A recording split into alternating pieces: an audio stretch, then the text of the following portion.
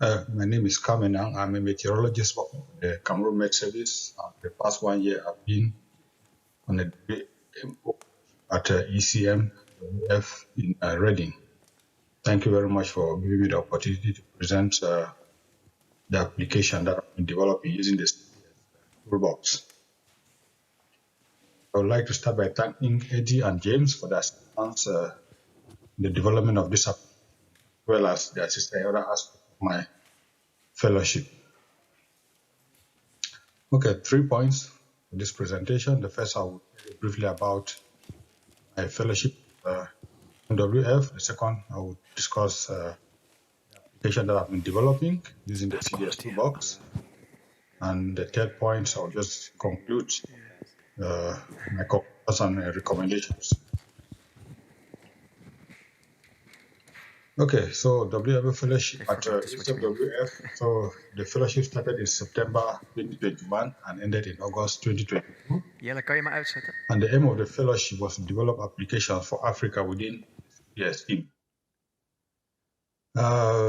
Before I started work on the CDS toolbox, I had very little, not much experience with the CDS. In fact, I've never used a CDS toolbox before. And my Python skills, I had just basic understanding and use of the Python programming before I started my fellowship. Okay, so now the application under development. So far, I've been developing an application for agriculture. As I mentioned earlier on, the aim of my fellowship was to develop applications. There was not specific application. So when I started my fellowship, I had some discussions, some meetings. And, I settled on developing an application for agriculture. And this application, the name of the application, I call it African Climatic Indicators, which is based on ERA 5 monthly and CMEP 6 projection data. I'll come back to this later on. Now, the next thing is, why did I choose an agriculture application? In Africa, agriculture is the major economic activity. For instance, in Cameroon, it accounts for about 70% of the labor force and 40% of foreign earnings. So you realize that, information on climate variability and change is very, very crucial for sustainable agriculture in Africa. And who are the target users for this application? The target users are the agro industries. They cultivate biennial and perennial crops. So long-term past and future climate change and variability are important for their farming practices and crop yield projections. So this application will provide historic and future climate information required by these agro industries. Now some details on the data set.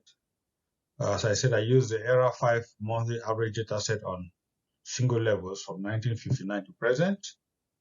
And as well as I used the CMEP 6 climate projections. And for this case here, I selected the monthly average and two scenarios, SSP2 4.5, which is a medium greenhouse gas emission, and SSP2 8.5, which is a high greenhouse gas emission. And of course, I also selected the data at single levels, and in order to have, to account for uncertainty in the projections, I decided to use 12 modules for this work. And from this data set, I choose 5 indicators for my application: the average 2-meter temperature, the total precipitation, soil moisture, evapotranspiration, and the 10-meter wind speed. Okay, so how do you visualize this application? Now, the area averages for 3 administrative levels of Africa.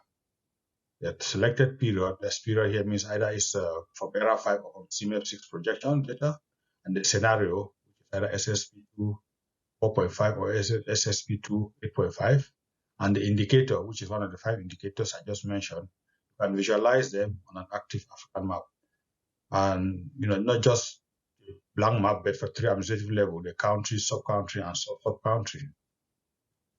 And if you click on any region, on any of the region or any average, any period scenario, an indicator, you can get a time series plot. You can get a time series plot for. Okay, so in the next three slides, I'll show you some examples, some examples of application. I can visualize it. We have the first case here is the Era 5 country for the zero administrative level for Cameroon. So you see on the right, you have the African map with with the data, and then on the left you have the African map with the data, and then on the right you have the time series plot. This is an example of temperature for Cameroon. And then you have administrative level 1 on the left, and the time series for one of them, which is the central region of Cameroon, again temperature. And then you have here administrative level 2, again temperature. Pick another example from Cameroon to show the time series. Now the next thing now is the first scenario, prediction data SSP 2.5. I pick an example of Algeria to show the precipitation data, and the time series on your right.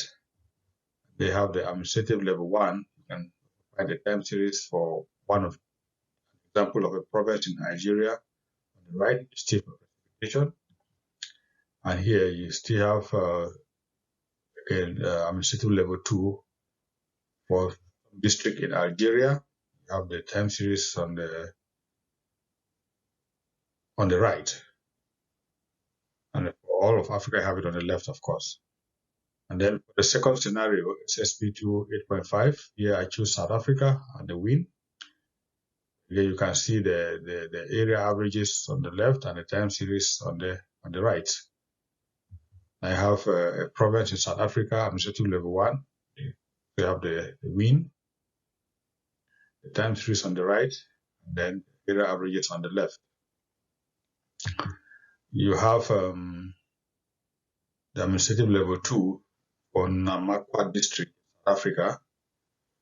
So again, you have, for other parts of Africa, I have it on the left, and then the time series for this district is on your right. Okay, so now we'll move on straight to the conclusion of. Now, the work on this application, the African Agro-Climatic Indicators, is final stages. The aim of it is to get it published on the CDS, data store. From my experience, the CDS toolbox is a very powerful tool for downloading data and developing applications. But unfortunately, advanced Python programming skills is required to use it effectively. So for me, who had very basic understanding of Python at the beginning of my fellowship, it was a steep learning curve for me using the toolbox, despite the tutorials. Now, well, the toolbox, as you all know, has wrappers in Python, which made my little knowledge of Python almost useless. But with the strong support from James and Eddie, I was able to push through with the development of the application. So, based on my experience, I would recommend that the CDS toolbox be redeveloped to make it more direct Python and less wrappers. And if possible, it should be made in an interactive environment, such as Jupyter Notebook for easy learning. The CDS toolbox has so many advantages. For instance, there's no need to download data onto a local computer for application development. And I think this will encourage African-made services to use it. The major challenge for me would be the Python programming skills that is required for the current toolbox and not necessarily the internet connection. Okay, so thank you very much for listening. This is the end of my presentation.